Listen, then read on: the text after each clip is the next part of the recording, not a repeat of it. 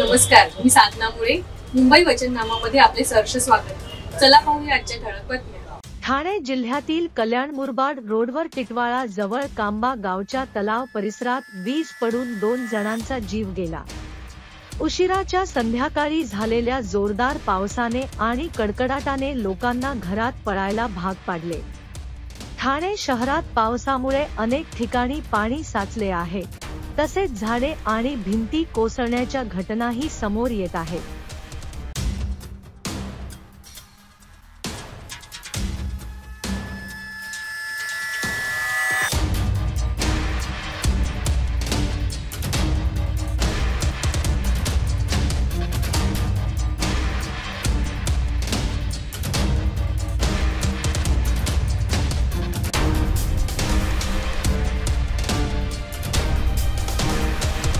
आपल्या मुंबई वचननामा चॅनलला सबस्क्राईब करा आणि बेल आयकॉन दाबायला विसरू नका.